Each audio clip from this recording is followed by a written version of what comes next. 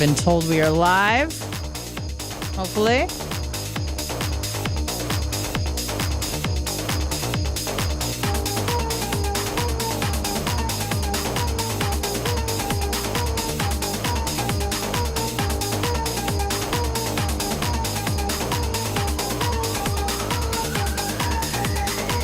Fantastic. Let's get this show started. I see me on the tubes. This beautiful face, this moneymaker right here. Welcome to the Hummel show. It's just me in here talking to you guys. At first I was a little bit concerned. I'm like, how long could I just talk to myself? Apparently, very long. So I'm just basically taking the conversations I have with myself in the shower and bringing them onto this show. And obviously, you guys can call in. We might be taking a few calls, although I feel like, the show's been very call-heavy lately. Some good, some great, some terrible, some overstay their welcome. But, if I could get some company on this show, I'm more than welcome to have you. 813-90 Bubba. First things first, we got to take care of business. And business would include Bubba 199, our first Bubba 199 on kick.com. It's either / the Bubba Army or at the Bubba Army. If you're watching on a desktop, I was having issues with this, and you can't get the Kick deal to work. Use a different internet browser. Maybe switch to an Internet Explorer and get away from Chrome. Because I didn't have Kick probably till about 2 weeks ago. I mean, I was signed up and everything, but I couldn't seem to get it work until Rhett came in and was like, "Hey, dum-dum, why don't you try on Internet Explorer?" And I went, oh, well, there it is. Fantastic. So make sure that you're tuned in. Again, that's going to be 8 to 10 p.m. tonight. Celebrating the birth of me. Yeah, so that's exciting, obviously. I'm not really like a birthday. I mean, I am. I just fucking lied. Everybody's a birthday person. Everybody wants to be celebrated. Because I feel like, and I don't know, I want to say men do this just as much as women. I don't think that there's really, it's one thing I think we all share in common is that, like your birthday is like a good proxy of like how much you matter to everybody else. And even though like we don't want to say that out loud, it kind of is true. This birthday was a little bit different because I deleted my Facebook. So that's really the indication, letting the world know that, hey, today's the day I was fucking born, celebrate me. And that's usually when I hear from just a litany of people that are not a part of my life. But, our entire correspondence is happy birthday. And then I go, happy birthday. And they go, happy birthday. And I go, happy birthday. I'm like, what kind of relationship is this? It's bizarre. It's strange. And I don't want to hear from you. So I deleted my personal Facebook. And and it was just a much smaller circle of people that even fucking knew. So, my immediate family reached out. No one outside of my immediate family that was related to me, blood related to me, reached out. Close friends did. It was funny because like Reagan's parents reached out to me, but yet my own aunt and uncle and cousins, nobody knew. And that's really what I think it is. I don't think that they are like, oh, it's on his birthday. Well, fuck her. I hope that's not the case. It might be the case. But it was great. I spoke to my sister, which is a rare occasion. I know I don't talk about her too much other than, I have a lot of negative things to say. And that's something I really need to work on. It is bizarre, though. No matter how old I get, and I kind of see this like with Dan and Jay, and they obviously have a much, much different dynamic than my family.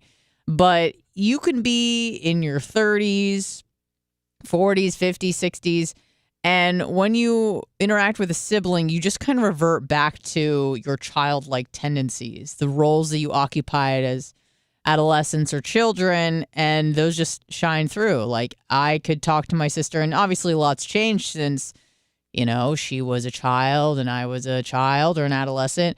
But then now we're in our 30s, we talk, and it just kind of reverts back to, she tells me that I'm, mean or shitty, and I'm like, you're dumb, or I'm just sarcastic, and she calls me out for that. So it is frighteningly odd how you just kind of revert back to those roles. And it's something I need to work on, but probably won't. But with my sister, it was kind of fun because she was in San Francisco and she is FaceTiming me, and I request her to show me her surroundings.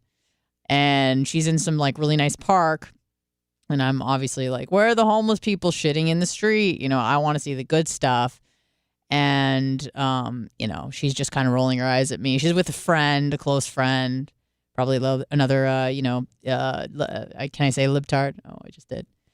So we're talking, and I use I'm not going to say it because I know we're on YouTube, but I use the R word, in very much the seventh grade way that we all know and love, at least for me growing up in the, when did I graduate? Late 90s, say, when you could freely use the R word, and it didn't mean that it wasn't intended for someone with Down syndrome, and the F word wasn't intended for someone who was gay. It was just how you talked as a seventh grader, and you didn't mean anything bad by it, but it was kind of, it was fun that those words had some bite to it. They're like seventh grade swear words, and then they went from seventh grade swear words to like slurs, slurs for people who are mentally disabled or people who have, a homosexual lifestyle and orientation.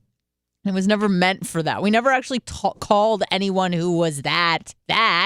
It was just we were in seventh grade and it was cool and it was kind of fun. And then I can't remember at what point where it was like, we can't do that anymore. So anyways, I'm talking with my sister, and I like pregnant pause because I couldn't think of a better word than the R word to describe whatever I was talking about. I think I was trying to say like I felt R, and I said it, and she goes, "Anna, stop! Don't say that." And you can't say that to me, because what am I gonna do? I start yelling it on the phone, and she's on FaceTime, so she's like, ah, like you could see she was just panicked in this park, and all you hear is like R R R R, and she's like, what the fuck? So she puts me on mute. It's this whole ordeal. She's really embarrassed because her friend's next to her, and her friend probably has similar political sentiments and as her. So she's embarrassed that, she's related to this person who's screaming the R word on the phone. And then she sees, Blitz next to me, and she basically said in so many words, please get your bitch on a leash. She didn't say it quite like that, but she's like, can you get her to behave, please? And I'm like, do you know who you're talking to? We're, two peas in a pod. So she rushes me off the phone, and I just think it's hilarious. One of the best birthday gifts ever is just, making my sister uncomfortable and embarrassed. Hey, Brian from Philly, $20 on the super chat. Thank you so much, Brian. Always appreciate your support and your insulated backpacks. Love them very much. So thank you again. Oh, I'll give you a little bit of this. A little bit of horn love there. Yeah, so it was fantastic. It was a lot of fun, embarrassing my sister. But then about 5 minutes later, I was like, maybe that's not the best way to try to work on our relationship, is me upsetting her more than I need to. So I apologized, which is, I'm not going to say unlike myself, but, go listen, I can be sassy and I can be opinionated, but I can also be self-reflective and realize that I'm wrong often. I often make the wrong choice. But also, it's just kind of fun if you do something shitty and then you just apologize, but you just keep doing that. So you get points for being a good person, even though you never actually change, which is how I like to live my life. So I apologize for embarrassing her in front of her friend and the entire city of San Francisco, and that I should have been more less colorful with my language and more respectful about other people and whatnot. But I know my sister likes it. If she was alone in her apartment, she probably would have giggled at least a little bit. But she has to put on the serious, face where you can't say stuff like that. It's just uncouth. 813-90 Bubba. So yes, come to Bubba 199 via kick.com, the Bubba Army. We're gonna have a great time tonight. I've requested that the ladies Dress a bit spicy. And here's the thing, and I don't want to say slutty because that has a shitty connotation, and I don't want to say skanky because that's not. But sexy seems like the right word. Spicy seems like a good word. So we're gonna have the ladies dressed to the nines for your viewing pleasure, so we can, shake them raisins and make that money and just make it a more entertaining show for the viewers to watch when you're watching something that you like looking at, right? Moving around, bopping to music, dancing a little bit. We're going to have Reagan. Unfortunately, Not a Fan can't come. Wizzy will be here. Obviously, Merch Crick with the titties will be here, so that's good. I believe Maria Guatemala will be here. So I'm trying to think. Susan Poitras, and a bunch of guys, but we're not focused on the men's. We're thinking about the ladies. So make sure you tune in for that. It's going to be a really, really, really fun time. But yeah, 36. It's I don't want to say it's like a weird age. It's a great age, I think. It's a great age for men, not so much for women, because women really feel around this time we're like, okay, usually this is the time you start closing up shop with the children deal. And much like with parties that you don't want to attend but want the invitation, that's how I view breeding as a woman, is that you always want the invite, even if you don't want the child. You want the invitation to be fertile. But you got to also just be like fucking realistic about the matter, and you go, listen, I have exited my sexual market prime a long time ago, and I think I'm handling it quite well, because you think of yourself a certain way when I was 21, 22, and just the sorts of things I was able to get away with. I was never the hottest girl in the room, but my looks never hurt me in my early 20s. I was doing all right. But you start to phase out pretty quickly. That's a short shelf life. And then you start to realize that all the guys your age are really hitting their stride, hitting their prime. And they're really not interested in dating you, because now they have resources and they would like to date the 21, 22-year-olds. And fair enough. And I did hear from my good friend in California. She called me. We haven't spoken since I was in California, actually. And I've talked about this person before, but she will remain anonymous. She's had an issue pretty much her whole life grappling with what we call reality. She has sheltered herself in a way where she doesn't have to come into contact with the grips of reality all too often, because she comes from a very, and I use this word sparingly because I hate the word, she comes from a very privileged background, okay? Is she white? Kind of. Only in skin tone, if that makes sense, not in culture, because I would say she probably does not identify as white, although the complexion of her skin is much fairer than mine. But I would say that she is from the Middle East. And I believe people from the Middle East now are fucking white, unless you keep moving east and then you're brown, and then you keep moving east and then you're yellow, and then you keep moving east and then you're white again. So we're all just a shade of brown, really. But it was very, what's the word I'm looking for? It was very refreshing to hear from this person and hear just a hint of sanity, a hint of coming to grips with being realistic about the situation. And I've gotten mad at this person in the past because they have told me, everybody, all women and men, for the most part, unless you're married off at, 19 or 20, you're going to have issues dating. And the older you get, the harder it gets, especially for women, where it's like, okay, you've acquired some resources, so you want someone on par, if not, higher earning than you, and you don't want to put up with bullshit. You come to the table with a lot of baggage, so you assume things about people, and that's never good. Or maybe you're jaded.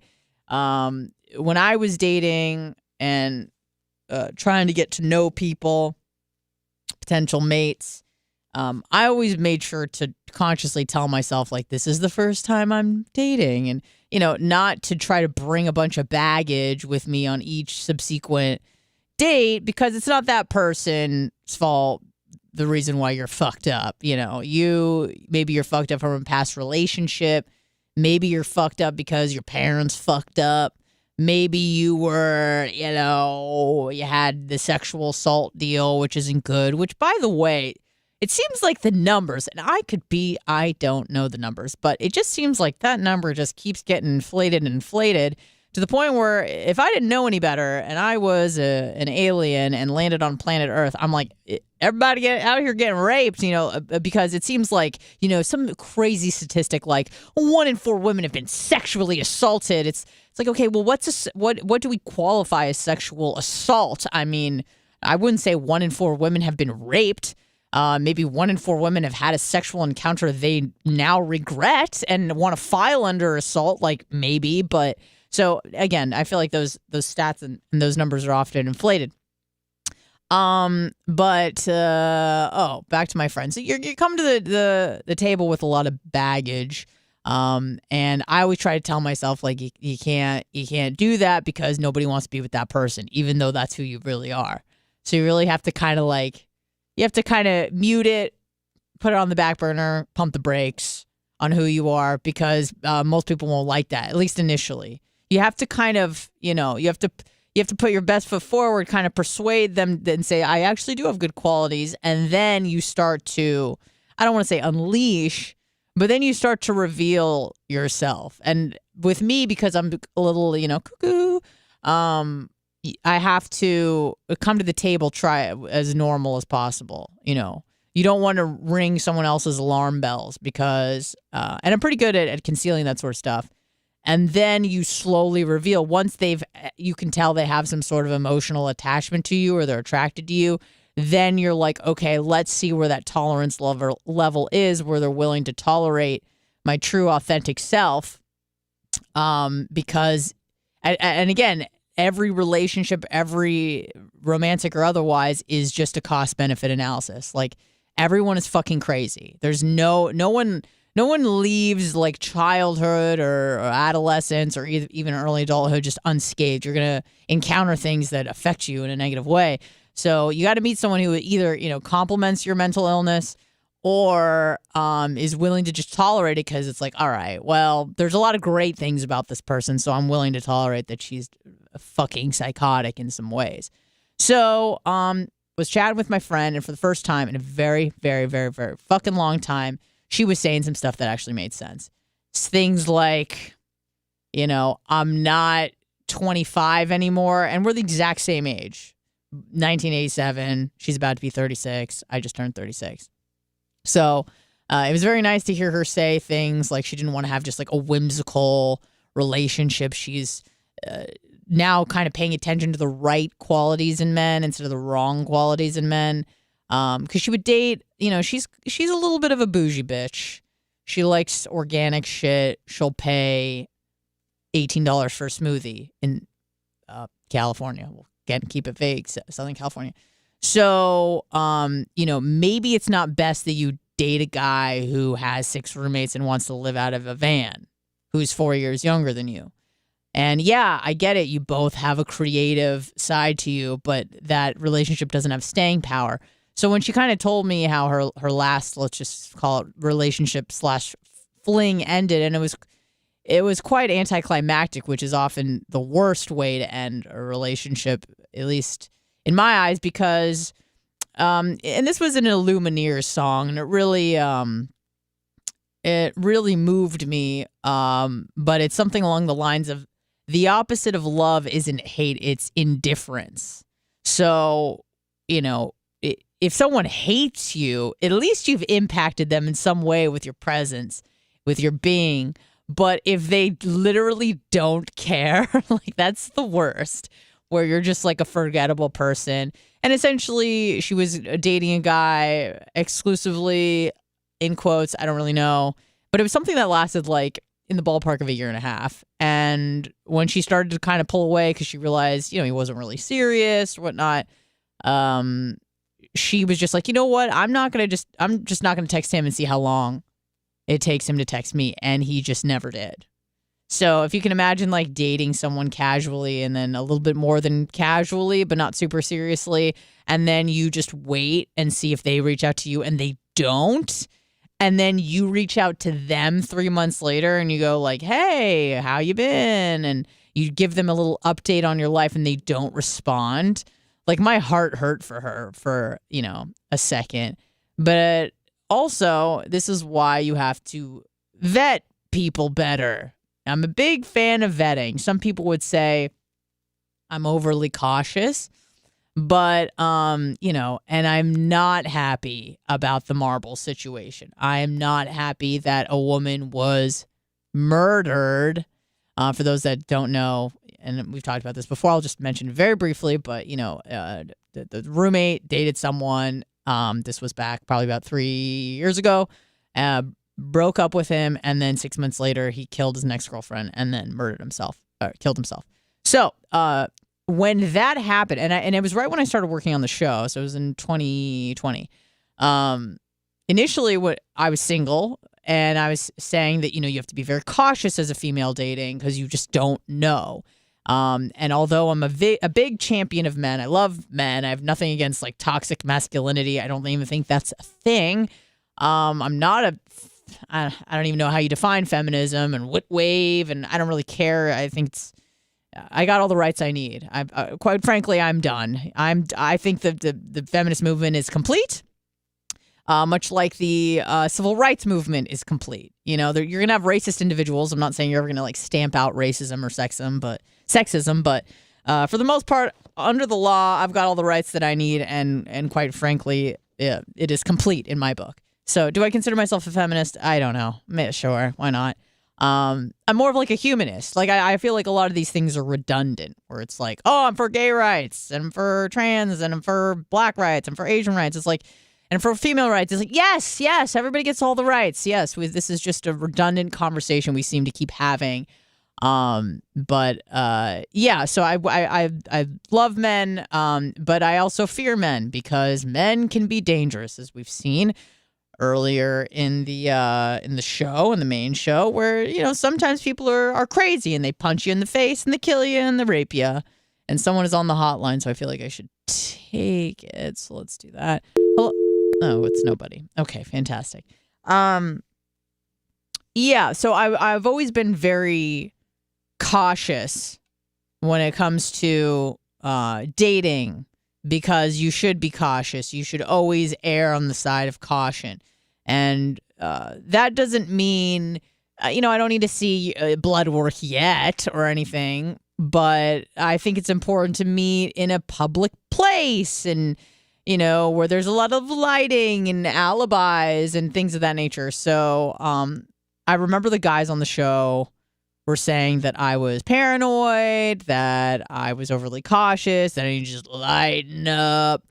And again, I want to stress the point that I'm not happy that someone had to die to make my point. But when the marble situation went down, I was like, do you see what can happen when you don't vet properly? So, yes, I'm a very cautious person. I vet for a long time, not necessarily just for the safety, but also for like, I'm a very like, what are your intentions kind of person. But I'm like that with everybody, not just potential romantic partners. So anyways, back to the friend. She was just saying a lot of shit that made sense. I felt kind of bad because it was in a defeatist sort of way. Like I could see that she'd been jaded by life and the experiences that she's been having for the last several years. And kind of the greatest thing you can do for yourself is enter a moment of self-reflection, or more than a moment, but many moments of self-reflection, and go, okay, I keep falling into the same fucking traps. I keep falling for the same guys. I keep falling for the same old bag of tricks, and I don't want to do that anymore.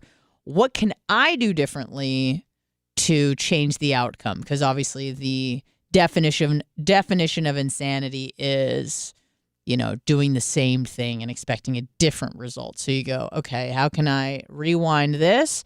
How can I make this better for myself? And then to proceed in that direction. And she was saying a lot of those things. And I was like, oh my God.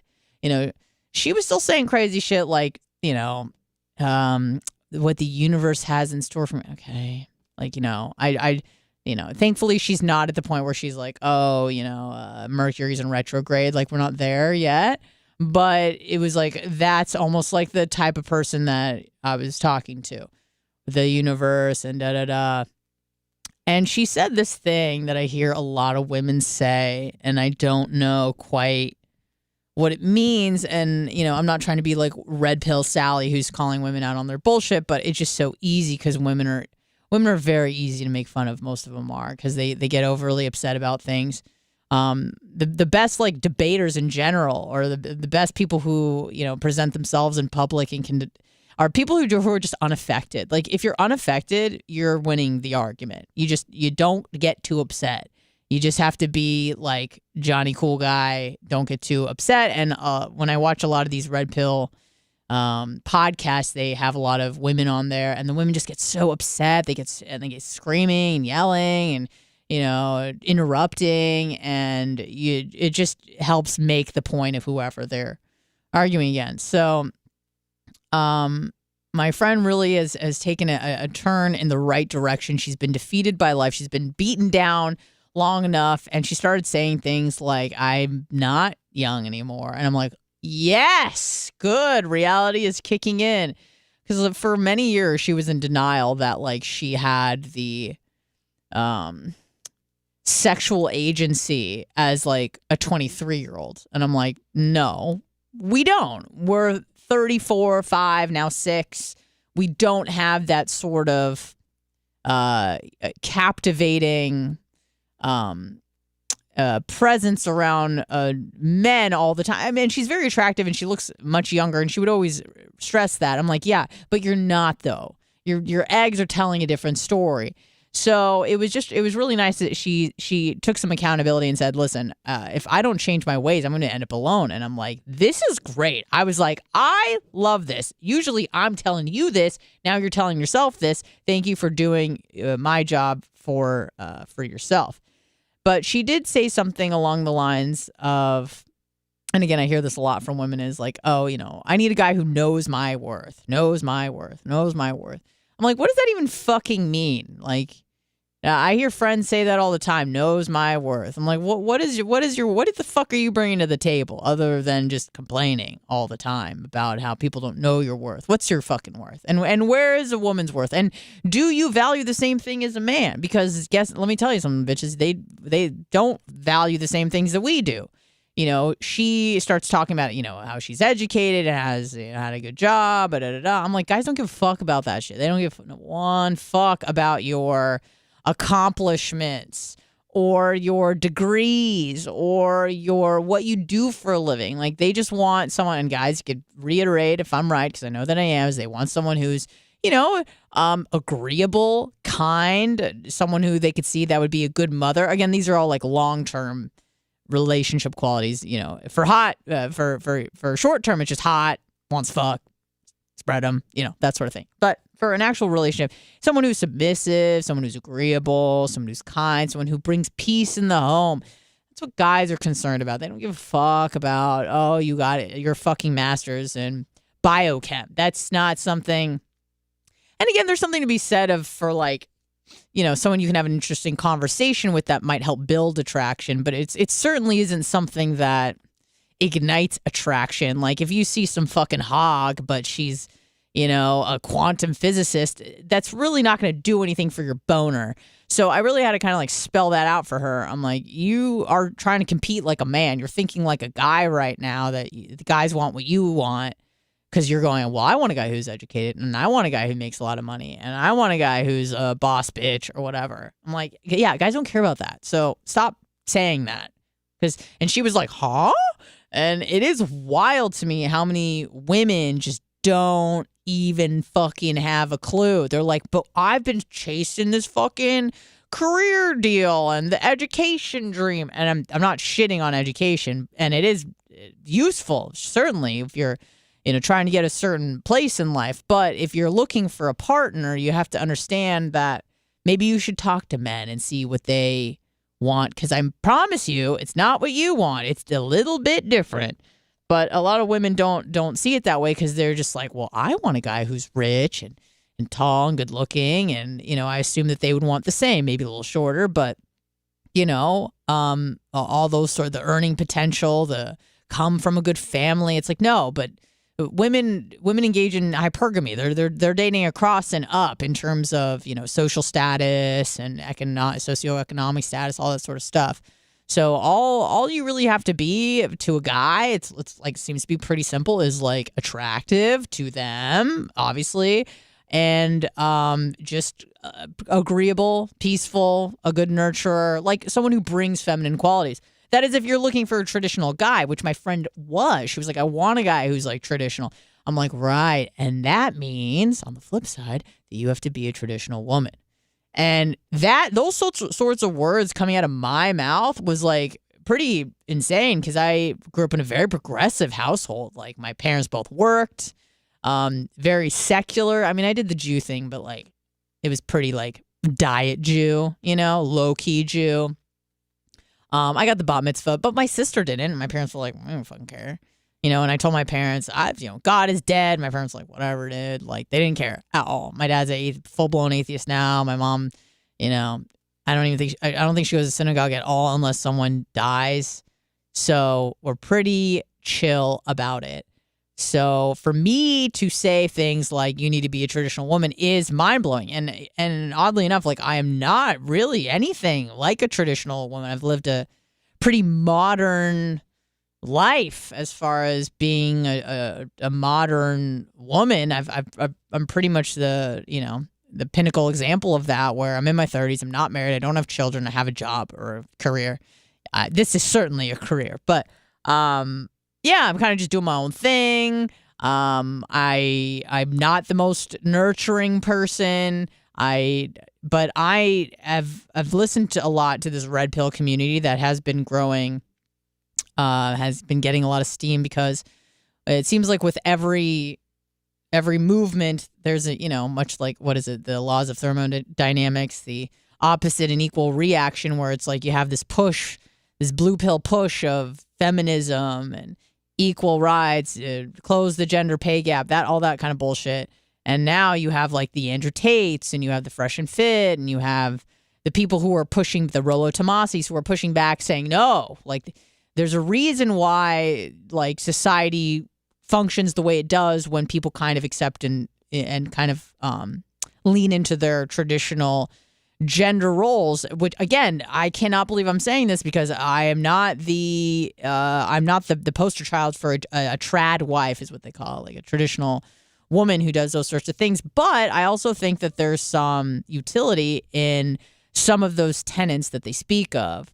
So, in my relationship, a lot of women don't like the word submissive. And I get it. Like, I don't like that word either, to be like submissive. I'm like, ugh, I do jujitsu. How do you win in jujitsu? You submit someone else, either because they literally pass out, they get knocked out in MMA or something, or they submit, they do the double tap and they go, I am going to get my arm broken, or I'm going to pass out or die, so I have to submit to you. You are superior to me. So it's kind of like a dirty word that I know a lot of modern women don't like, is the submissiveness thing. But how I've kind of reconciled it in my mind is that, like, when you're with somebody, you're not submissive to all men. Like, I'm not submissive to all. I'm submissive to Bubba because I'm scared of him, and he's the one that pays me. But I'm not just submissive to like a guy on the streets, like, do this, and I'm like, yes, master, like, none of that shit. But like in my personal relationship, like, I let the man take the lead, and because I want a man who is a masculine guy, and I know on the flip side he wants someone who's a bit more feminine. So, as a female who considers herself to be pretty alpha in most aspects of my life, I consider myself to be, a leader, not a follower.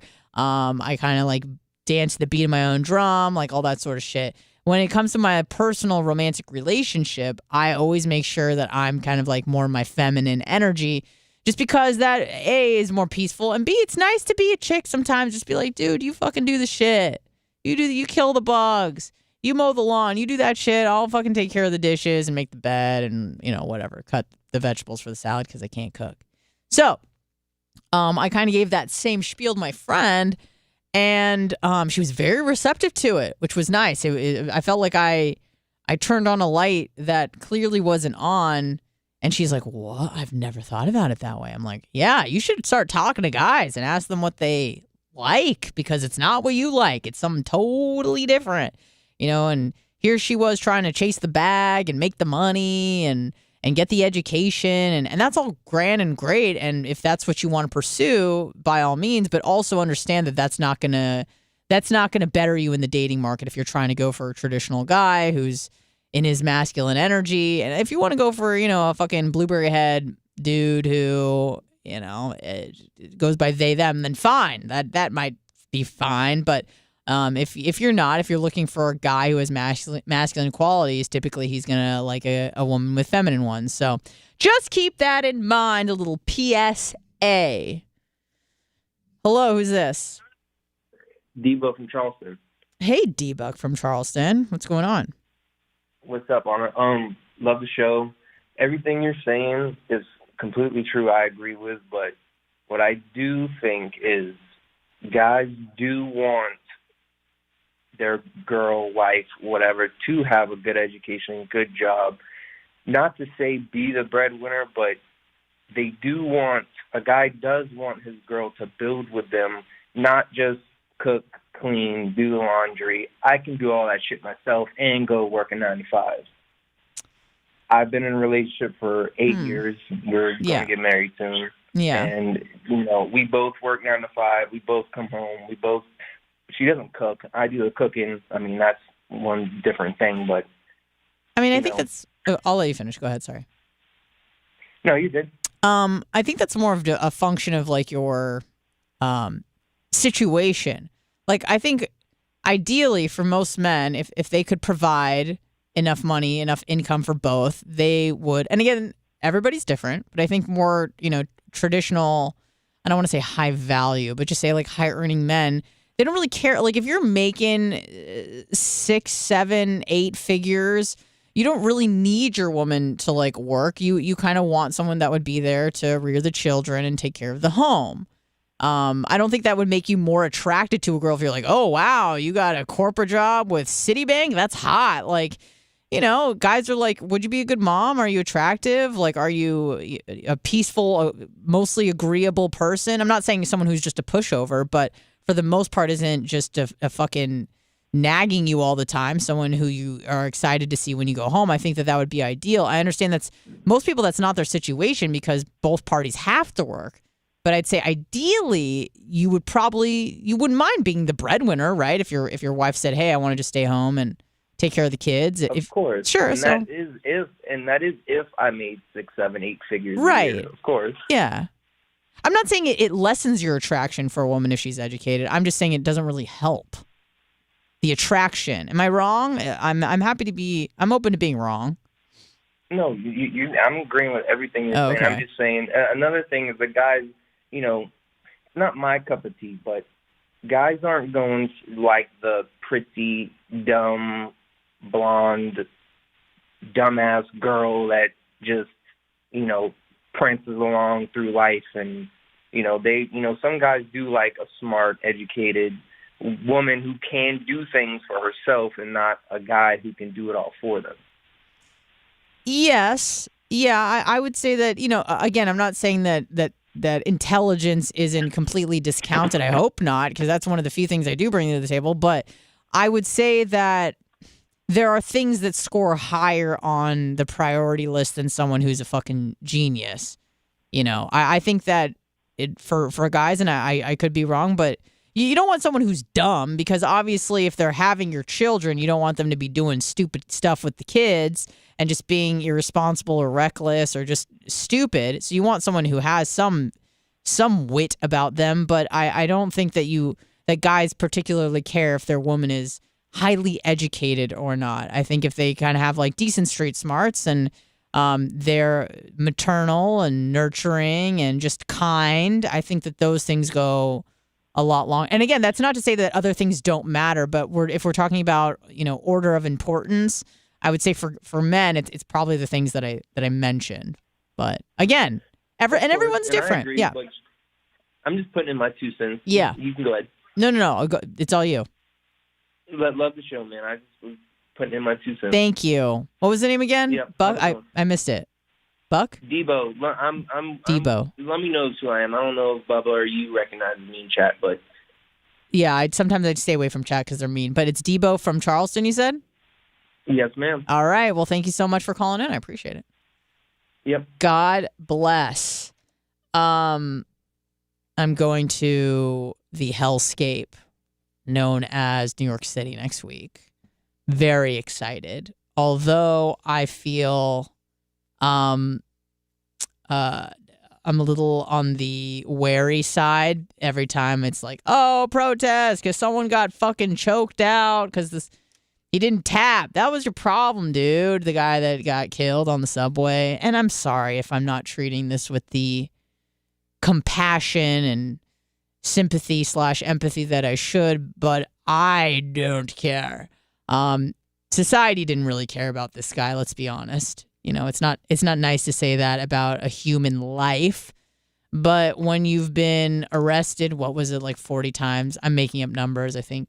But when you have a long track record of being just a nuisance / threat to society, and again, I can't remember what he was arrested for. I want to say it's probably not money laundering. It was probably something like theft or, again, I'm not going to start reading the story now because I don't care enough. But I know that this guy was a Michael Jackson impersonator. And for those just tuning in, we're talking about, I think his name is Jordan Neely, was on a subway, I want to say last week, somewhere around then, and he was acting irate and being crazy. Oh, that's right. Let me say that he punched a 63-year-old woman in the face. So that's the kind of person we're dealing with. And a gentleman, and I will call him a gentleman, by the name of Daniel Penny, I want to say. He was a 24 ex-Marine, so a badass with a cool stash, happened to be on the subway, right time, right place, or maybe the wrong time and the wrong place, depending on what side of the aisle you sit on. This guy was acting irate, and Mr. Penny put this crazy, homeless, former Michael Jackson impersonator into a chokehold. He did the RNC. Not great for him, but enough to get the job done because the guy's dead. So gets this guy in a chokehold. He obviously had some help. They seem to fail to mention that it wasn't just the chokehold. There was also another guy who looked to be black to me, who was restraining the black man who was in the chokehold. And, of course, Daniel Penny is the wrong color. So when you have the perfect color combination, which is, you know, in their mind, a black victim with a white assailant, that's like the perfect combination for a media frenzy. And that's exactly what Chuck McKeelan, whatever, the guy that called in that saved the chick in Hyde Park, Dan's attorney friend, you know, he said, you know, the main reason why he didn't shoot when he kind of like should have is it was the wrong color combination. He didn't want to be just drugged through the media gauntlet of racism and BLM, and you know, you got to think like all the protests that would happen and people getting shot in the street, la la la la. So he's like, fuck. So we didn't shoot this guy. Same sort of deal. So this guy, the white guy, ex-Marine, it doesn't have a gun on him, or maybe he does and chose not to use it, but he decided to restrain this Jordan Neely guy, the homeless MJ impersonator, in a chokehold, and unfortunately, the guy dies who was in the chokehold. Now, when you watch the video of the actual chokehold, again, there was a third person who seemed to be helping restrain Jordan Neely while he was getting choked out, you know, because obviously when you're getting choked out, there's a lot of arm flailing.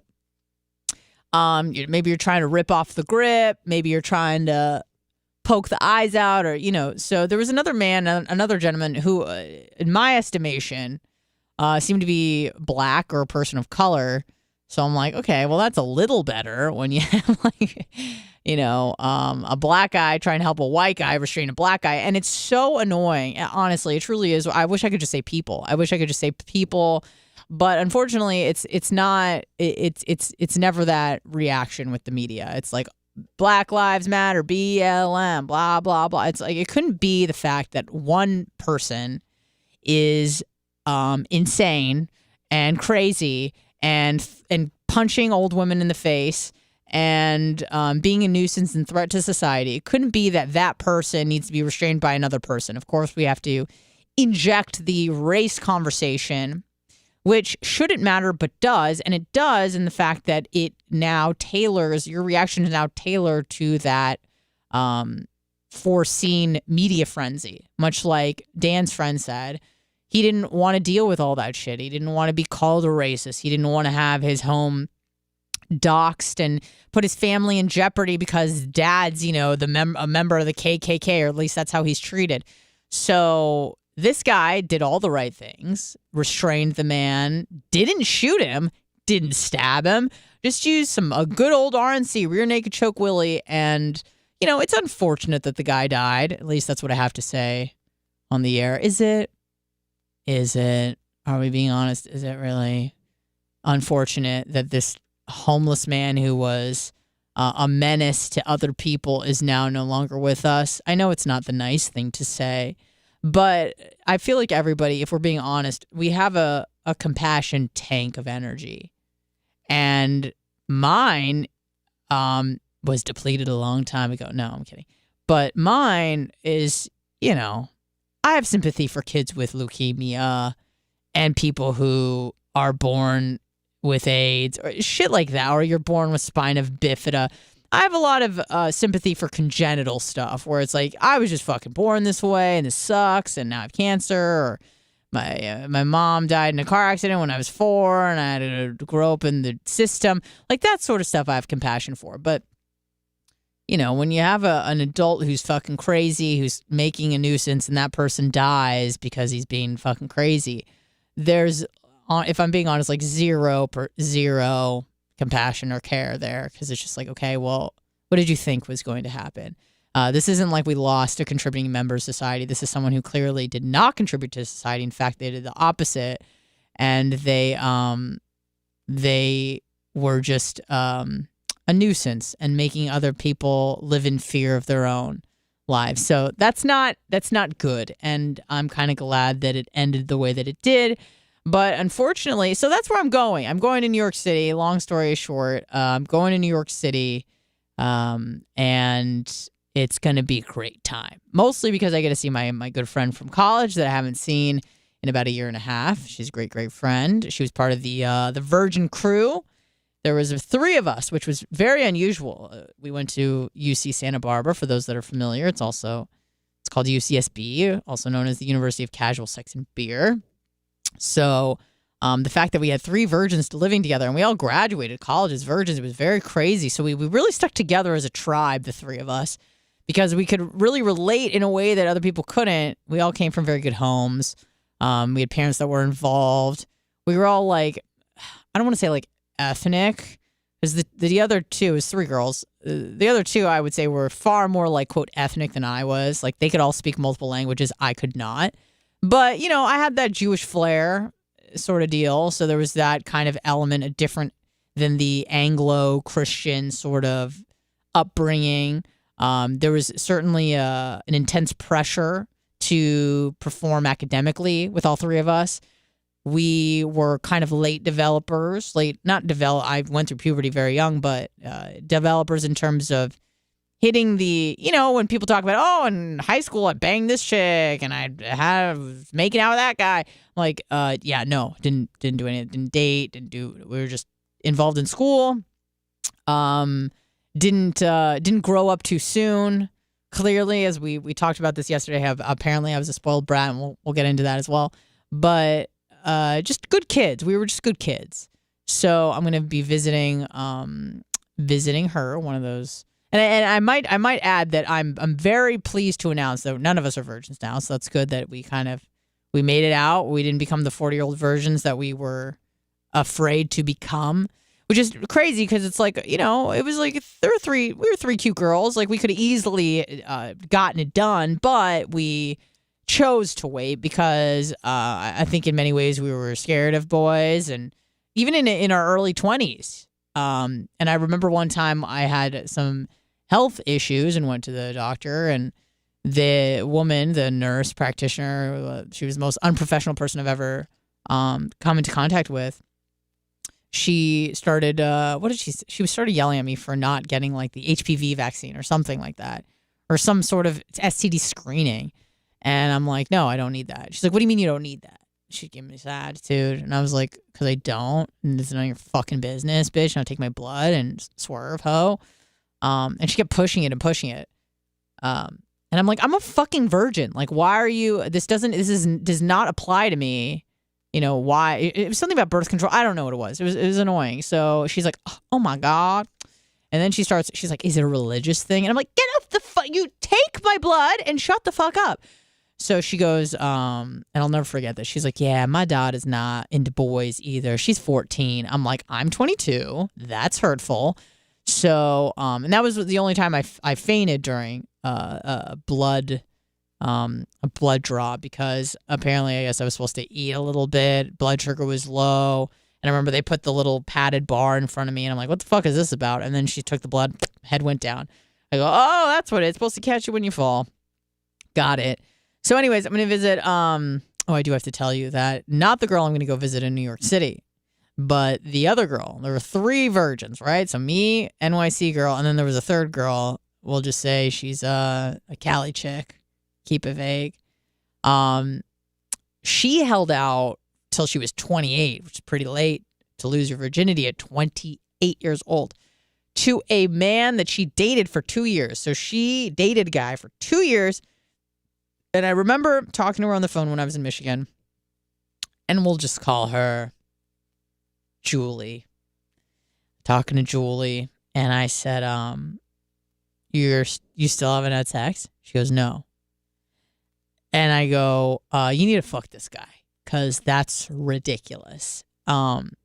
You've been with him for 1.5 years or 2 years, and you won't fuck him. I'm like, are you waiting for marriage? She's like, not necessarily. I'm like, okay, you need to just go and fuck this guy, because that's torturous, what you're doing. And you're not engaged, and what the fuck? So she takes my advice, as everyone should, and then she got HPV. She got an STD the first time she had sex. And when she reported back and told me this, I mean, all I could do was laugh, because that's hilarious. I'm like, you fucking waited you played the game so right in terms of being a good girl and not putting yourself at risk. And then and I even think that he was screened for some, I think she made him take like an AIDS test, but they don't test for everything. And so she ended up catching HPV. And I'm like, oh my God, God fucking hates you, Julie. God hates you. I was laughing so hard. She's like, what the fuck on? I'm like, that is some ironic ass Alanis Morissette shit. That is so funny. You waited your whole life to have sex, 28, and then you do, and you get an STI. Holy shit. That's kind of funny. And she agreed. Hello, who's this? It's Joe the Supermarket. What's up, Joe the Supermarket? What's going on? I just wanted to remind you of something that Dr. Dan, our hero, taught us this week. Yes. I thought it was quite revolutionary. Yes. He drew the parallel between being spoiled and being fortunate. Yeah. I've always been accused of being spoiled my entire life, but I realized via Dr. Dan this week that I'm actually just fortunate. Oh, well, that's great. That's a great way to look at it, and I would like to agree with that. Sometimes you are, sometimes those two things intersect. Sorry, go ahead. Do they really? No, I wanted to ask you something. As far as tonight goes, what are your expectations and or what are your hopes for this evening? Like, what are you most looking forward to, or what are you dreading? For my own birthday party? Yeah. It seems quite, that seems to be like quite a deep question for something that is just typically a jovial occasion. I would say the thing I'm looking forward to the most is just the friends, the music, the cake, the party, all that sort of stuff. I'm certainly looking forward to. I think the thing I'm dreading the most is when it's over. You know, because you get, like, I was looking forward to this, like, all week. You know, by the way, I love Bubba 199, so I always look forward to them. Birthday or no birthday, they're always just a good time. But yeah, when it's over, you're just like, meh. But then I'm going to New York, so I'll be like, meh. So, yeah, that's what I would say. Is that, I would say we really want to get philosophical, and I'm not going to play the clip, I would say that I think with any good event, it's always bittersweet. Big Head Todd style, it's always bittersweet because everything is transient, including happiness, including an event, including your wedding or whatever you're looking forward to. You know, you're so excited for it, but then it just seems to slip away so quickly because life happens so quickly.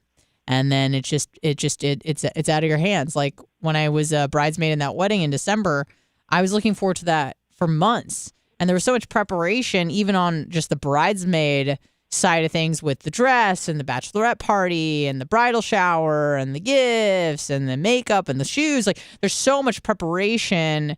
And then it was all over. Yeah. And then in 4 hours, you're like, oh, but the money's that's it. And the money's gone. Now, thankfully, I didn't have to spend that much money, but, you know, you talk to the bride who probably threw down a good, I would say after everything was said and done, 35, 40 grand for a pretty like, what's the word I'm looking for? A pretty budgeted wedding, you know, nothing crazy outlandish, something pretty simple, which I like. I don't need like to attend a gaudy, crazy wedding, although those can be fun too. But it was, you know, pretty a mild wedding in terms of spending. And even that put her 35, 40 in the hole. So, you know. $400 on here to a bald man is just incredulous. But whatever. I mean, but yeah. But if you're only planning on getting married once, which I think most people, that's the goal, you know, you really want to throw down. And especially if it's something that you've been looking forward to conceivably your whole life, especially as a woman, not me, but a lot of others, I kind of get the fact that you're like, listen, this is my moment. I really want to make it perfect or whatever. Hey, my marriage goal would be to get married by Bubba the Love Sponge. I know. That would be the best. So just saying about New York City, yeah, I know it's your first time. I've been there many times. It's not my first time, absolutely. Oh, okay. Screw it. Yeah, I've been there. Tell you nothing. Mm-hmm. It's crazy. You already know it's crazy. You're going to see things you may not believe, but yeah. It's true. They're happening. Mm-hmm. But other than that, happy birthday. Have fun tonight. Oh, thank you so much. Enjoy I your appreciate weekend, that. and we'll see you back on Monday. All right, you do the same. All right, besides the birthday part. Thank you so much. Yeah, the last time I was in New York City was in 99. I was 12 years old, and we went to the top of the World Trade Center, which was a little awkward because then I thought, you know, maybe 18 months later, September 11th happened. So it was odd just to be like, man, if we decided to go then, that would have been a bad day. But thankfully for all parties involved, we are late. We're Jews. This thing happened, 9/11 happened in the morning. There's no way we would have got up there and been there at 8 in the morning. So I think about that as well. And now also we were on West Coast time. So we were just going to be running late anyways. So there was just no possible way that we would have been in the World Trade Center before noon. So anyways, those sorts of things crossed my mind because, of course, you're like, oh, shit. If I would have been there that day, that would have been a bad time. Bad time. Hello, who's this? Hey, Anna. Ned's his. Mitch his. What's up? Hey, listen, real quick. Yeah. I have been with my wife for 33 years. Wow. Congratulations. Happily married or just married? No, she's still my best friend. Oh, fantastic. And okay. I hope to this day she still likes me. But yeah, you should check we in. raised 3 children. We adopted 2 more. Okay. That came from very, very bad families. But my wife and I, we take separate vacations every year. We take family vacations together. Okay. She has her friends. I have my friends. And we have our friends. Okay. My wife is very independent. She's very strong-willed. She was a nurse. And for 20 years, you know, we both worked full-time, busted our ass. Right. For the last 12 or 13 years, she has been stay-at-home. You know what I mean? Mm-hmm. I make a good living, and there's really no need for her to work. Yeah. So that's, you know, we're not controlling, we're not demanding. Right. You know, we tell each other what we need, what we want, and what we expect. Right. And for 33 years, that's how it's been. Right. I'm originally from New York. My wife is from Tampa. Nice. So it was kind of cool. I moved down here, and she was my next door neighbor. Oh, wow. And look we at were that. friends Girl next door. Yeah. Yeah, we were friends for a couple of years. She had just come out of a bad relationship. I had just come out of a bad relationship. Didn't really want to date. Didn't want nothing to do with, you know, None of that shit. Mm-hmm. And, it just, after a year or so, we decided that we got along so well, maybe we should date. And we did. Okay. And so anyway, that's that. But, this guy in New York, most people don't understand what it's like to ride the subway. You're a hostage, basically, in a school bus. Right. That's basically what a subway car is. And from stop to stop, 50 random people will be on and off. Right. And you're stuck with them. The mental illness and the crazy, just the absolute, absurdity of what takes place on these subway cars it's insane. I mean, it really is. I don't doubt see myself doing it today. Yeah, no, I don't. I have, I used to ride. I lived in Midtown Manhattan, and I worked at one point in Far Rockaway, Queens. I used to get off. I used to ride the A train at 1:00 in the morning from Midtown to Far Rockaway, Queens, Beach 67th Street. Okay. And I used to go through the A train goes right straight through Brooklyn, Queens. It is like it's the worst stops on the damn subway, other than Spanish Harlem up on the north end of town. Yeah. But I've been robbed at gunpoint. You know what I mean? But I'd love to tell about it. Yeah. That dude that choked him out or put him in a sleeper hold. Yeah. Okay. People like that are few and far between. And basically what he did was save every person on that train. That dude got on that train and started demanding that people give him money. I'm going to eat. I need to eat. You need to give me, So the only reason he didn't shoot the guy was probably because in New York you can't carry a gun legally. Right. It's a problem. It's a major problem. And, talking about, which brings me to the mental illness thing, and then I'm going to hang up. One of the children that I adopted is severely, I feel so bad. First of all, she's bipolar 1. And she's like the poster child for borderline personality. That deals with attachment, right? Like attachment issues. Exactly. Yeah. Well, she was raped by her father repeatedly, which is why he's in prison. And then add in on top of that, the mental illness that runs in the mother's family. Oh no. Oh, it's. So briefly, I'm just going to kind of direct you because we got a lot of calls. Briefly, what kind of issues have you dealt with this girl? Is she? We got her when she was 4, and she's now 13. At 9 years old, the erratic behavior has always been just emotions off the wall. Okay. At 9 years old, she stared cutting. So a lot of like self-inflicted violence, or is she trying to kill you in your sleep? No violence towards us. Oh, beautiful. I mean, not great, but better. You know what I mean? Okay, go ahead. Sorry. Exactly. And the issue is we're dealing with the healthcare system through the adoption. She gets Medicaid, and all of her medical issues are paid for by the state. Right. The problem is there is no suitable mental health treatment for children. When Bill Clinton passed his budget, one of the ways that he actually got a balanced budget and ended up with a surplus is because they closed every federally funded or state federally funded mental institution. Right. There's no place for them to go. The doors were opened up. They were tossed out on the street with inadequate care. Yeah.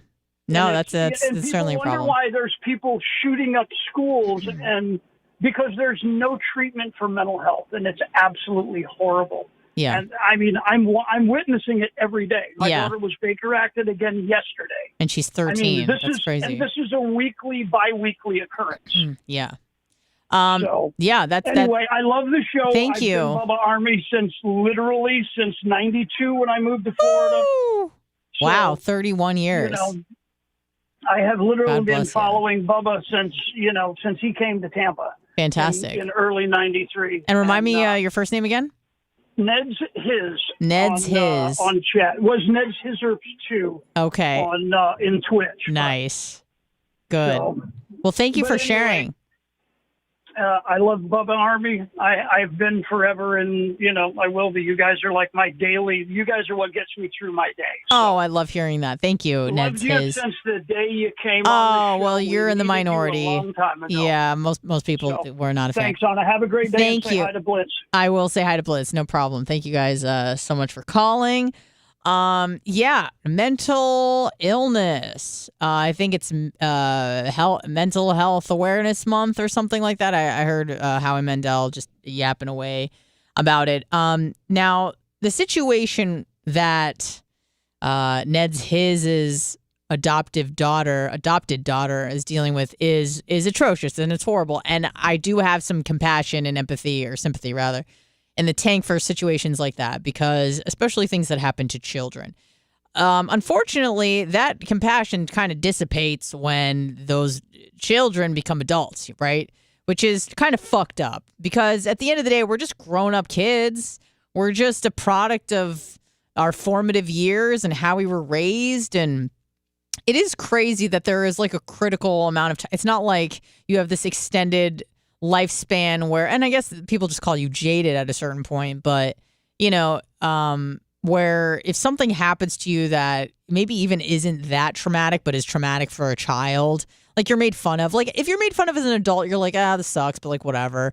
But if you're made fun of as a kid or a teenager, which is why I had so much sympathy towards Dan's daughter when, her classmates or her brother's classmates were like making fun of her. I'm like, that is fucking panic mode. And I totally get that, because I've been in that situation before, and you're just absolutely like beside yourself, just an adrenaline rush of panic, fight or flight. Like I get it. I absolutely get it. So I do have a lot of sympathy for kids that, a kid is raped. That's fucking horrendous, and it's terrible. Unfortunately, it seems like that compassion just kind of dissipates. Like maybe this Michael Jackson character who was choked out on the subway that died, I would, if I was a betting woman or person or baby, I would say that, this person probably didn't have the best upbringing. This person was once a child. Maybe this person was abused by their parents, or physically assaulted or raped by an uncle. Like, we don't know what this person went through. And it seems like we have, and it's not fair, but we have all this compassion for children and what they're going through, because children are innocent and all that sort of thing. And then as soon as that person, becomes 18 or a young adult, we go, all right, now it's on you. So fucking get it together. And that sucks, because a lot of times you don't have the tools. Maybe you didn't get the tools that you needed to kind of help you cope with whatever you're trying to work through. And that's unfortunate. I remember when I was a tutor in Michigan for this guy with autism, and he was like a man with autism. He was in his late 20s or early 30s rather, and he was like an 8th year undergraduate, like it was something crazy. And his name was Eric, and he had a weird gait. Like the way he walked was fucking creepy. And I gave him my phone number, if he needed anything or helping or whatever. And then I became just like, he'd call and just want to catch up and talk. And I'd have to do the whole, he loved talking about movies. So we'd have to be like, oh, what movie did you watch? And I went to the cinema. It was great. He was quite smart, book smart in that sense, in some ways. Like he had a pretty good vocabulary. But then when it came to anything social, like he had autism, he had learning disabilities, he walked weird. Like it wasn't just he was a little awkward. It was like a little bit more clinical than that. But I remember talking to his mom, and I remember one time I got really, really mad, and there was this whole ordeal because I wasn't calling him back. And at a certain point, he said he was going to like kill himself. So I called him, and I'm like, fuck you. You're not going to do that. You're just saying that. I called his mom. I said, listen, you can't. I have my own life. Like I tutor this guy like once or twice a week, and he's calling me every fucking day. And then when I don't text him back, he's threatening to hurt himself. Like I was like, don't put that shit on me, buddy. Because guess what? I ain't gonna feel bad. Like I am not. Don't fucking. I knew he was fucking bluffing. He wouldn't fucking do that because he was too much of a. I'm not even gonna finish that sentence, but I knew he wasn't going to hurt himself. I knew he just wanted my attention, and he knew the way to get it was to feign that he was about to kill himself or hurt himself or do something dumb.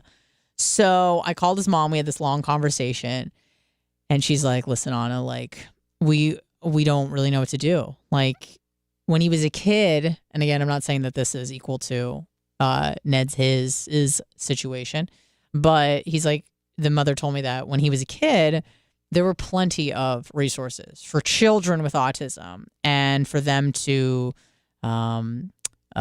special learning, teaching programs where people had like just more sympathy and more resources. And he's a kid with autism. But as soon as he turned 18, it was like no one gave a fuck anymore. And now you're just an adult with autism. Like, there's really no difference between your 17 and 18-year-old self other than the fact that now you're an adult technically and no one gives a fuck. So now he was just kind of thrust into the real world, and he did not have the tools, adequate social tools or any tools really, to kind of learn how to help himself. So, I'd be like, oh, well, tell me about a time you hung out with a friend. And so he's like, oh, well, back in 2008. And I'm like, oh my God, it's like 2014. What the fuck? He's like, I went to a friend's house and we hung out for a few hours and we talked about this movie. He just loved like movies and cinema. But when he would talk about movies, he would become very articulate. I'm like, wow, it's Eric. Wow.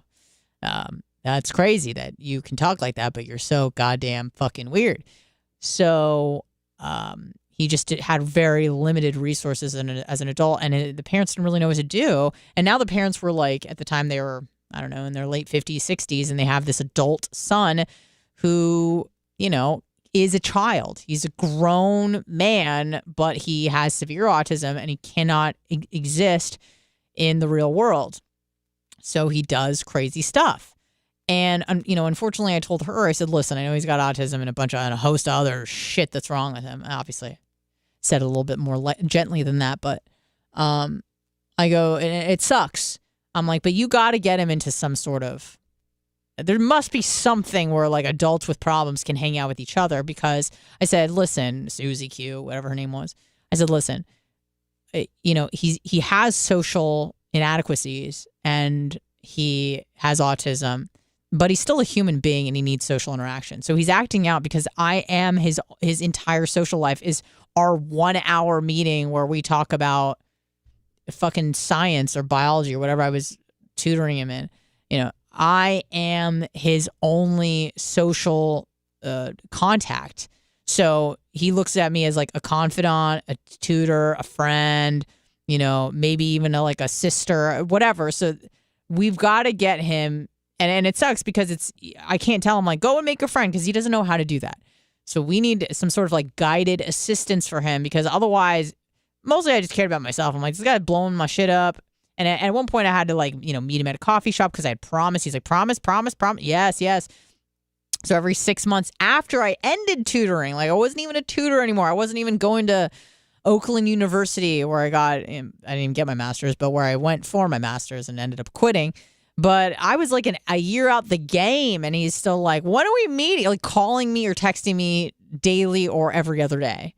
So, yeah, I remember meeting him at coffee shops, talking about movies and what are your favorite snacks? And oh, God forbid, one time I think I brought him a snack, and he it was touching because he was like, oh my God, no one's ever like brought me a gift before. So he in his little like autistic head, he like didn't know how to like express gratitude. So he was just like he was just really like choked up like a robot that was kind of malfunctioning. And I felt bad. And I'm like, I think you're having a good moment, but you look weird. But yeah, I remember I moved to Florida and it continued. And I'm like, this motherfucker is on the other side of the goddamn country. I've moved to the other coast. I've moved to the other border, rather, let's say. I've moved to the other border and I'm still getting harassed by this kid. How the fuck do I do this? And the same thing had happened with one of his other tutors who I knew, who was in my cohort, who had moved to Ohio to do something else. And so this guy in Ohio has a family. Now he has like 3 kids. He's married. He's like, this guy, Eric, keeps blowing me up. I'm like, dude, I think his name is Mark. Mark, I get it. Eric is not, I don't know what to do. So I just decided, I made the attempt. I said, I think I wrote him like a goodbye text. I said, listen, Eric, we're done. Don't text me anymore. I'm not going to get back to you. Even if you claim to say that you're going to hurt yourself, I'm not going to respond. And I stuck to my guns. And I think I remember for like a while, he was just like reaching out. And then it was like once a week. And then it was like once a month. And then it just stopped. And I haven't heard from him in probably about 6.5 years. So it took a while, even when I was in Florida, for me to just kind of like cut the cord. And I was very like, hey, listen, I told his mom, like, I'm not going to be answering the phone anymore. So if you start saying you're going to hurt yourself, like, fucking don't. It's not going to change my my actions. Just letting you know, I'm not trying to be a dick, but I'm just trying to live my motherfucking life. So, mental illness. I know this is. I feel like I kind of have like a hot take on it. But I feel like it's very like, who's not mentally ill? Like, who doesn't experience negative emotions?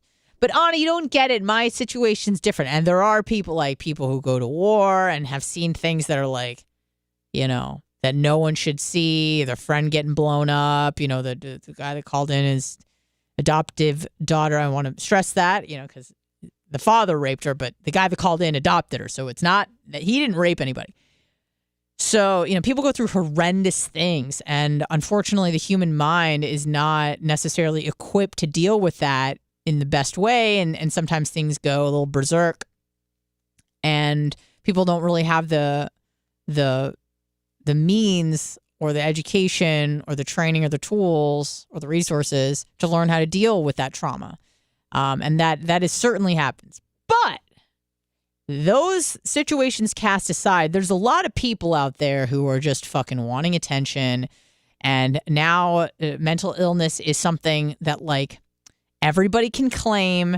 And if you claim it, then you have it. And if you have it, you must feel sorry for that person, or you must be empathetic to that person, which is honestly getting on my last fucking nerve. Like, I just have too much anxiety today.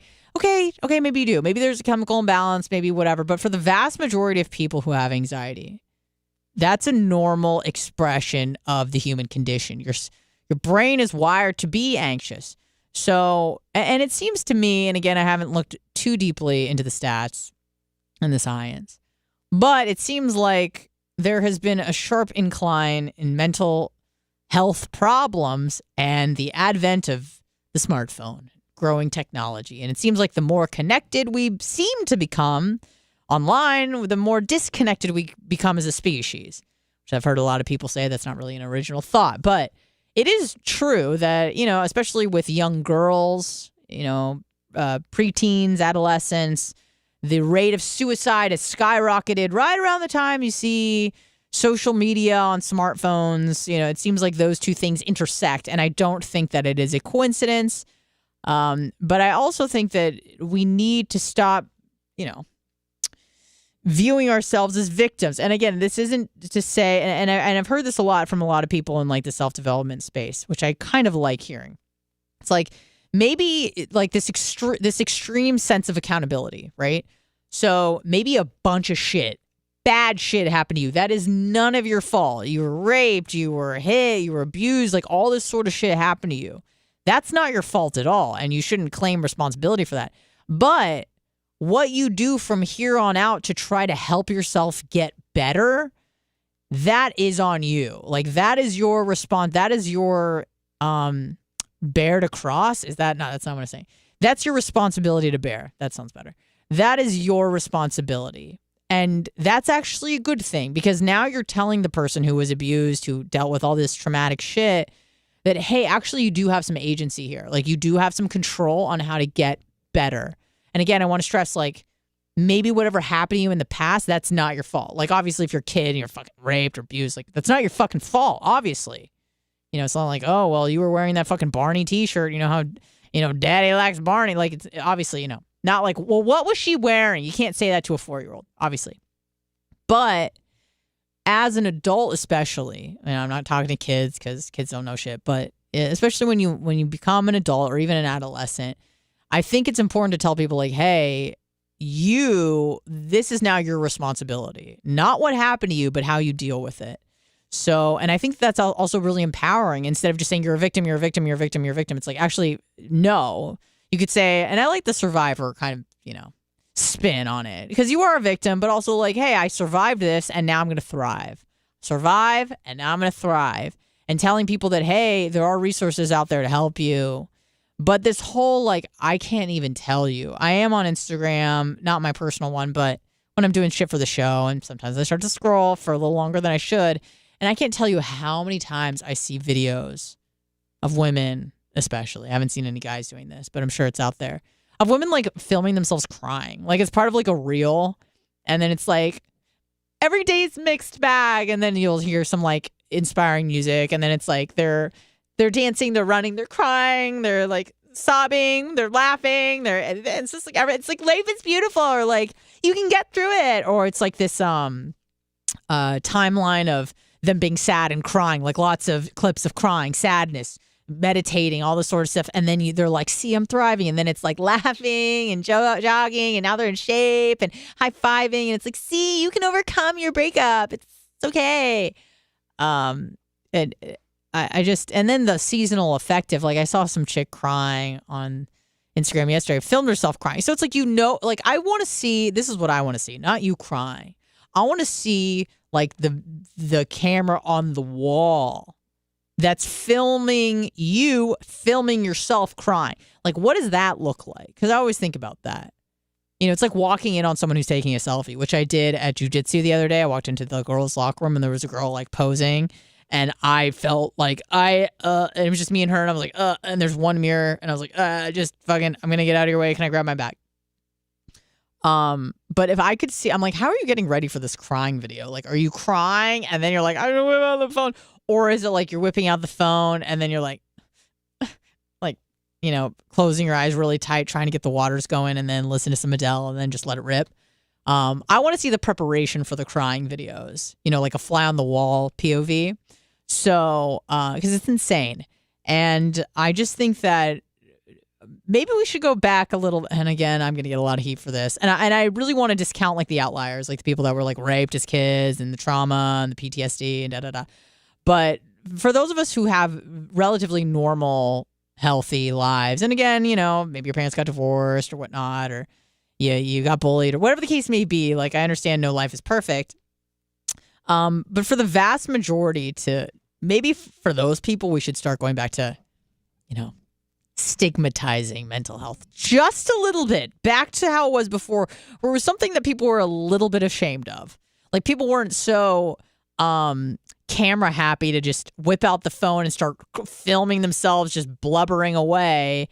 Because I feel like in moments of like true grief, and maybe this is just me, and maybe it's just a personal thing, and I can't speak for everybody, because again, this is N of 1, so that's my sample size. But in moments of true grief and despair, the last thing I want to do is put myself on camera. That is the last fucking thing on my mind where I'm like, maybe other people want to see this. And I get it, like, it's not my job to be a, quote, content creator. I mean, radio, but not online in the sense of social media, where it's like, I want to be relatable. And I also understand it's like a branding thing, where it's like, okay, I don't want to just be this. I'm not saying I'm perfect, but, like those makeup influencer fashion type people. I don't want to just be like this perfect person who has it all under control, because the stats have shown, the focus groups have shown that people like watching people who are relatable, that deal with shit and go through breakups and are sad and happy, and they really show you like all of the dimensions of their life. And so they go, okay, so now I have to show me being sad, and that's going to get people like, they feel like they like being around people who are vulnerable because they feel more connected. And I get that. Like, I would probably more watch someone crying, being like, wow, this is fucking embarrassing, versus someone who's like, everything's perfect. I'm perfect. Watch me make this like fucking tuna salad with like vegan mayonnaise, like whatever. Obviously, the former is more fun to watch, and you do feel like sort of connected. But then I'm also in my mind going, well, this is all just fake in a show. So I keep that in mind. But so I get it's good for the numbers. It's good for the stats to be vulnerable, but also like maybe we should go back a little bit to stigmatizing people who can't get a grip on some shit. And also I think the people that are advertising their grief or their sadness or their mental health are really the ones that aren't mentally ill, because I feel like you're probably not going to see the guy that was the MJ impersonator, or the guy that hit the girl in Hyde Park. He's probably not a TikTok star. So, the people who are truly mentally ill aren't really doing that. So that's also another thing to keep in mind. I think it's silly to assume. I think as we get older, like grown adults understand that life isn't all rainbows and sunshine and even the best lives. And I would say I have one of the best lives on the planet. When you look at people who live in, I don't know, North Korea, Yemen, Bangladesh, they have some shit lives where it's not like, oh my God, I didn't get enough sleep last night. And like, those are my problems. Like, I didn't get enough sleep. And like, I have to stay up late and do prep. I didn't stand. And I didn't just jitsu. And I have to wash my hair. Like, those are my problems. Not like, oh shit, can I drink this water? Because I might get cholera. Or the other option is to die from dehydration. So pick your poison. Those are the problems that other people are dealing with. So for myself and everybody listening, we have very good lives for the most part. I'm sure some of you guys are going through some shit right now where it's like, ugh, I'd rather not. But we're very fortunate to be in the situation that we're in. So when you have people who are very, very fortunate, crying on camera because the boyfriend broke up, and I get that that's painful shit or whatever, or I saw a girl crying because like seasonal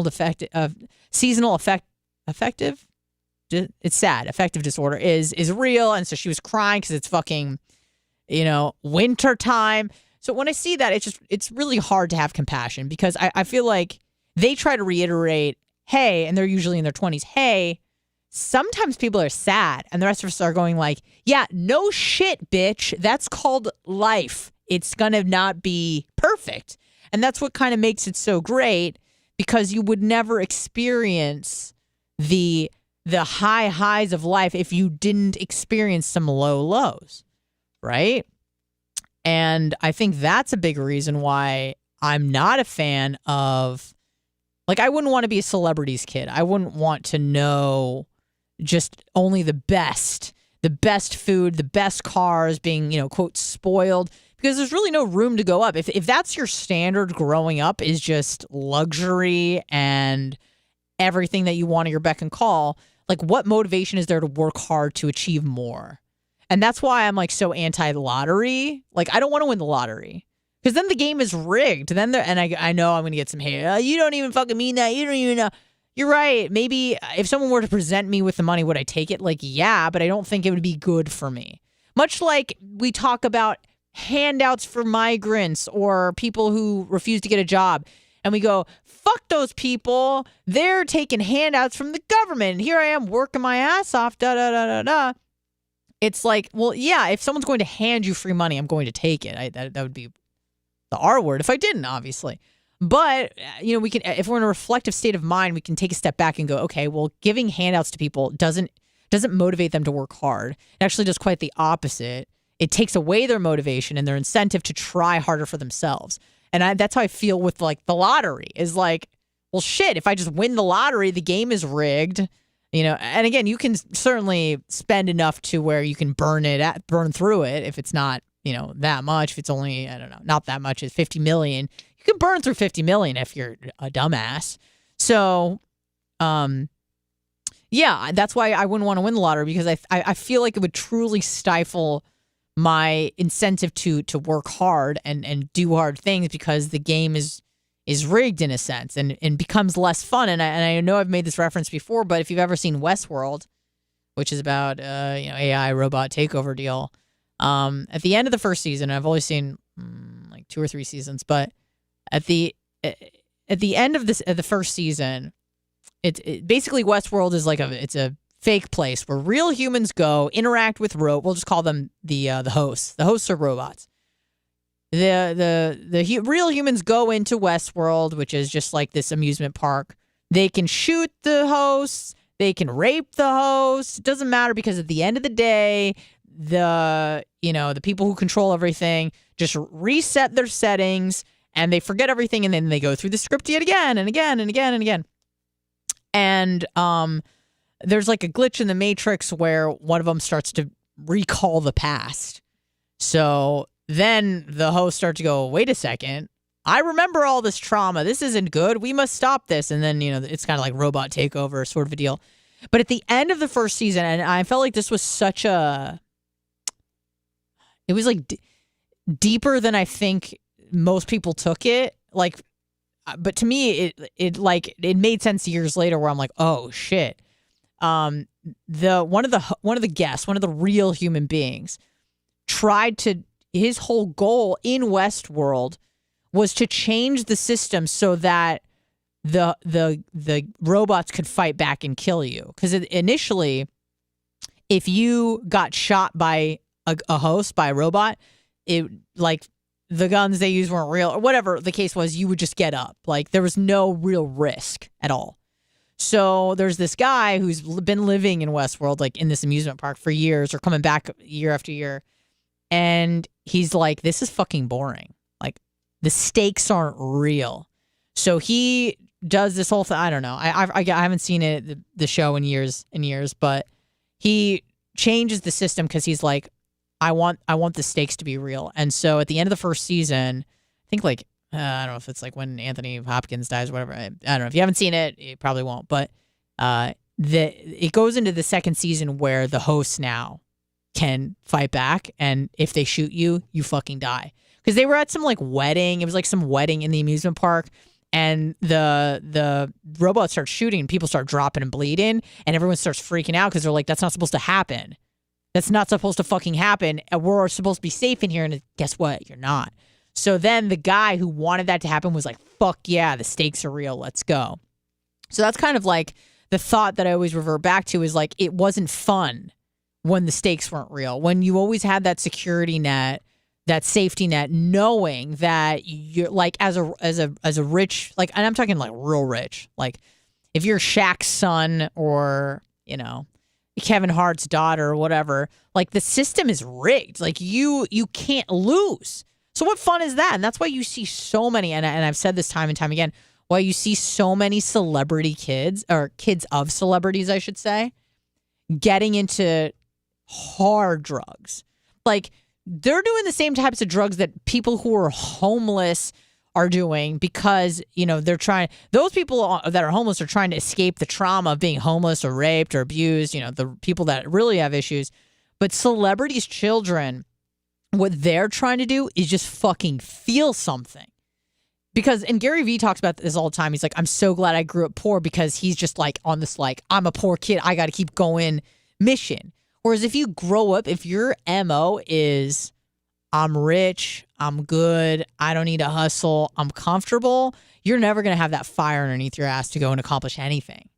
So Gary Vee always says, I'm so grateful that like I had fucking nothing. You know how Gary Vee talks. I'm so grateful I had fucking nothing. I'm so grateful. It was the best thing that ever happened to me. It was just he's poor as fuck. You know, because now he's worth what, like 150 million because he got involved in like the cellar wine business. I don't really know too much about his history, but you know, he is definitely a very motivated man. And I think that motivation comes from like your upbringing of, I need to work harder. I need to work harder. But if he would have grown up rich or comfortable, you're not going to have that same fire underneath your ass. And that's why I'm so against, you know, getting the lotto or winning the lotto or playing the lotto. A, because I don't want to waste my money. B, probably not going to win. And C, it's just, I don't want the game to be rigged. Like I almost like want to keep chasing the carrot because it's like a cat and mouse thing. Like if you keep, you know, the cat, you're doing the little fucking, you know, thing with the stick and the little feather and the cat's like going crazy, but then you just drop it. Have it, cat. They fucking lose interest.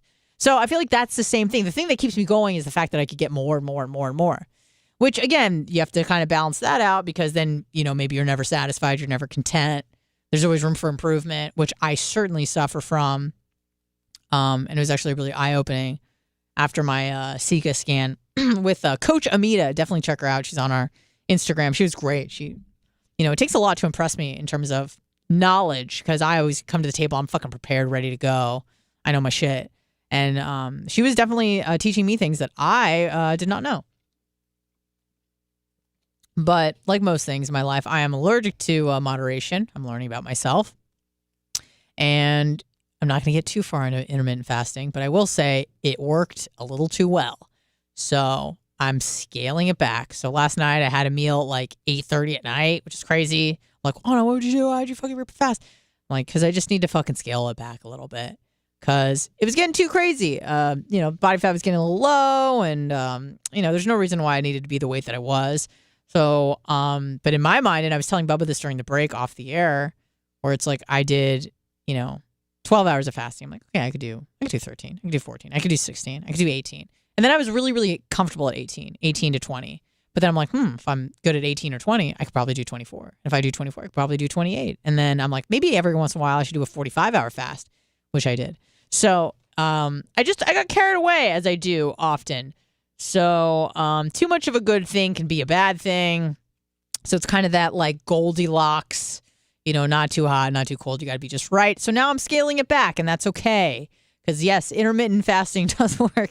And I'm like, it worked too well. What do you mean, Anna? Well, you got to scale it back a little bit depending on where you're at. If you're trying to lose fat, maybe you should do it more. If you're trying to gain a little bit of fat, a little bit of muscle, maybe you should scale it back and have a few more frequent meals. So anyways, I feel like I should be probably wrapping up because I've literally been talking to myself and you guys. Thank you to the people that have stuck it out with me. It's been fun today. I really do enjoy doing this show. I love just talking and letting it all out. And then you'll notice, like, if I meet you in person, a lot of the time I just want you to talk to me. I do that a lot with Rachel when we come home. Like, I'll talk and stuff, but like I want to hear your stories. So all I do is fucking talk.